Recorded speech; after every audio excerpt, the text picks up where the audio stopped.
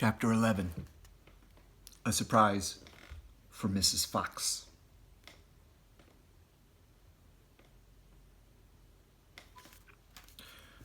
The small fox ran back along the tunnel as fast as he could, carrying the 3 plump hens.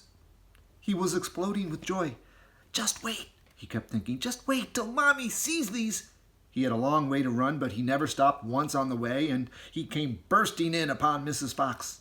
"Mommy," he cried out of breath. "Look, Mommy, look! Wake up and see what I've brought you."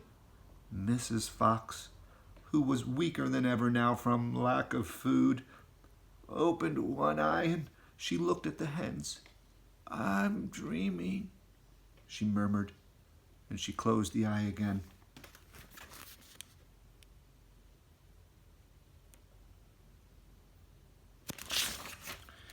"You're not dreaming, Mommy. They're real chickens. We're saved. We're not going to starve."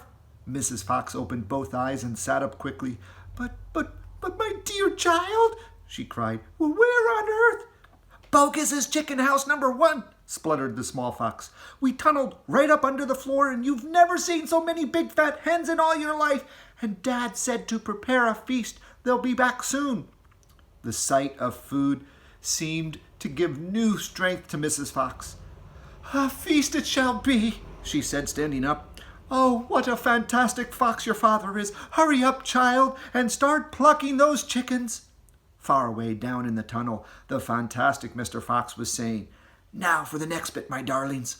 This one will be easy as pie. All we have to do is dig another little tunnel from here to there." "To where, Dad?" "Don't ask so many questions. Start digging."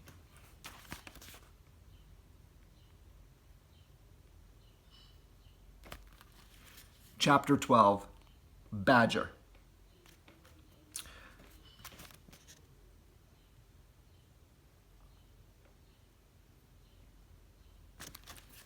Mr. Fox and the 3 remaining small foxes dug fast, and they dug straight. They were all too excited now to feel tired or hungry. They knew they were going to have a whacking great feast before long, and the fact that it was none other than Bogus's chickens that they were going to eat made them churgle with laughter every time they thought of it. It was lovely to realize that while the fat farmer was sitting up there on the hill waiting for them to starve, he was also giving them their dinner without knowing it. "Keep digging," said Mr. Fox. "It's not much further."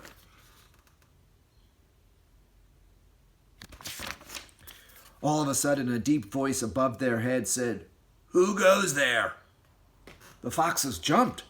They looked up quickly, and they saw, peeking through a small hole in the roof of the tunnel, a long, black, pointed, furry face.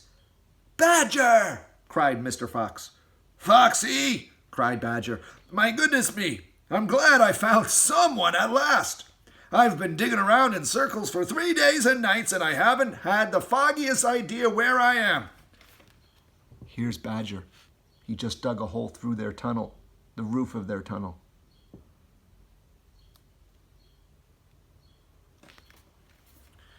Badger made the hole in the ceiling bigger, and he dropped down beside the foxes. A small badger, his son, dropped down after him. "Haven't you heard what's happening up on the hill?" Badger said excitedly. "It's chaos! Half the wood has disappeared, and there are men with guns all over the countryside. None of us can get out even at night. We're all starving to death." "Who is we?" asked Mr. Fox. "All us diggers.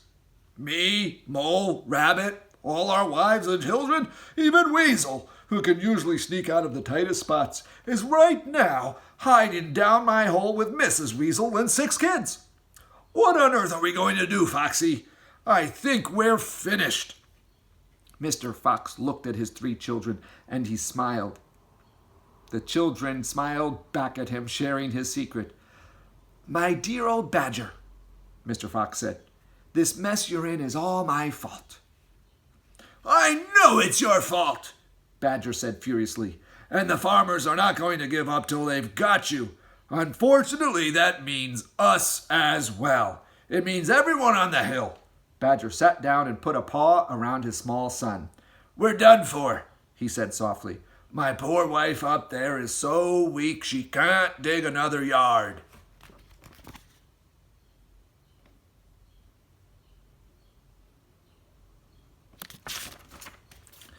"Nor can mine," said Mr. Fox, "and yet at this very minute she is preparing for me and my children the most delicious feast of plump, juicy chickens."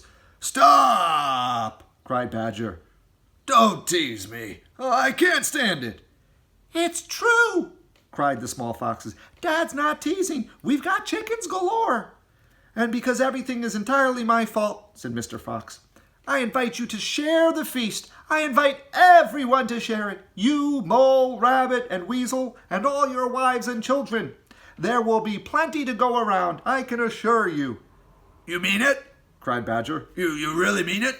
Mr. Fox pushed his face close to Badger's, and he whispered darkly, "Do you know where we've just been?" "Where?" "Right inside Bogus's chicken house number 1. "No!" "Yes."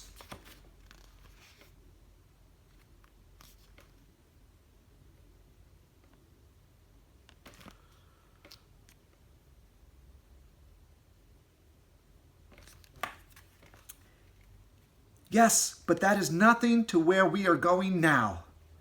You have come just at the right moment, my dear Badger. You can help us dig, and in the meanwhile your small son can run back to Mrs. Badger and all the others and spread the good news." Mr. Fox turned to the small Badger and said, "You, tell them they are invited to a fox's feast. Then bring them all down here and follow this tunnel back until you find my home." "Yes, Mr. Fox," said the small Badger. "Yes, sir, right away, sir." "Oh, thank you, sir." And he scrambled quickly back through the hole in the roof of the tunnel, and the little Badger kid disappeared. Chapter 13. Bunce's Giant Storehouse.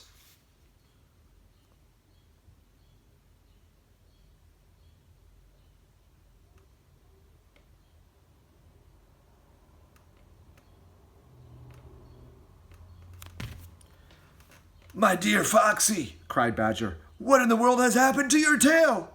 "Don't talk about it, please," said Mr. Fox. "It's a painful subject."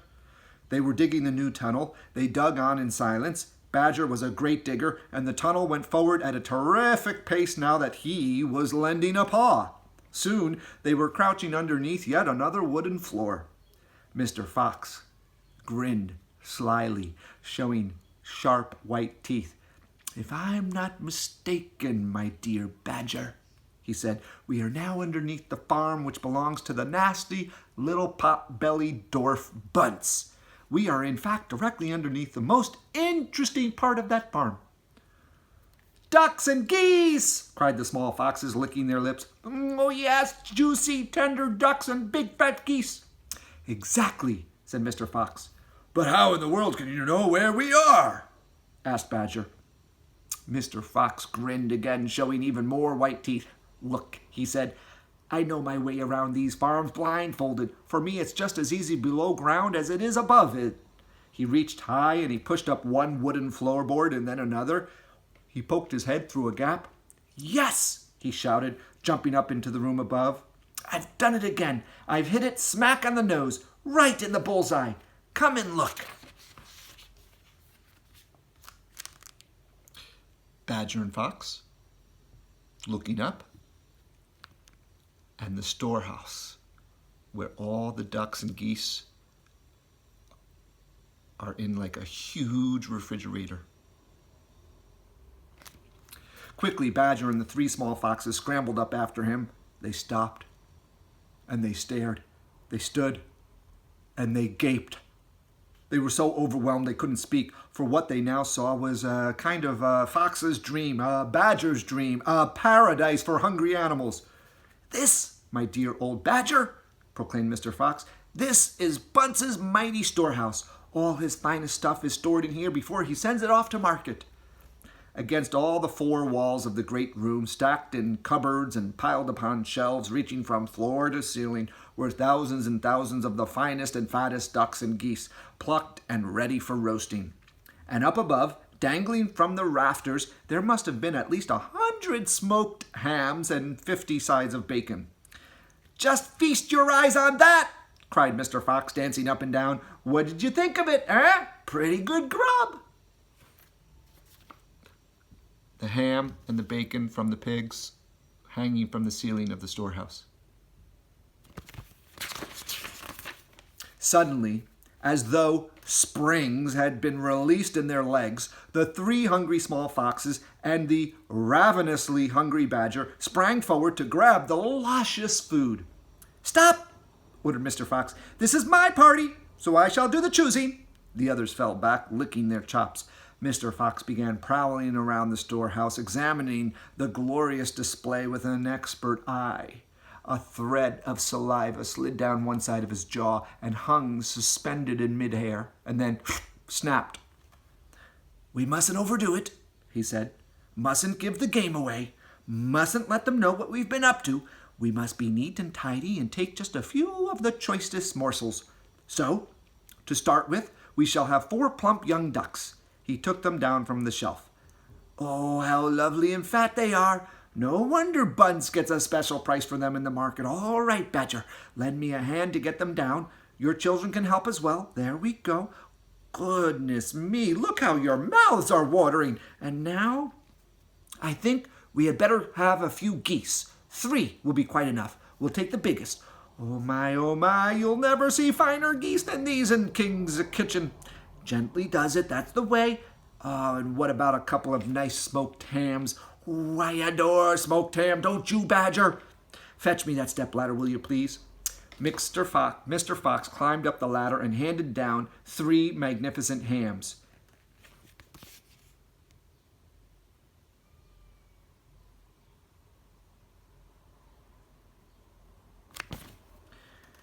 "And do you like bacon, Badger?"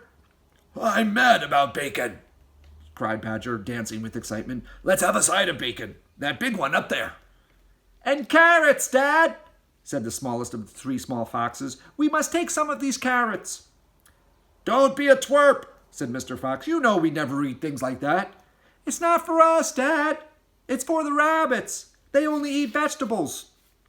"My goodness, you're right," cried Mr. Fox. What a thoughtful little fellow you are. Take 10 bunches of carrots." Soon all this lovely loot was lying in a neat heap upon the floor. There's all the food that they are taking from the big storehouse.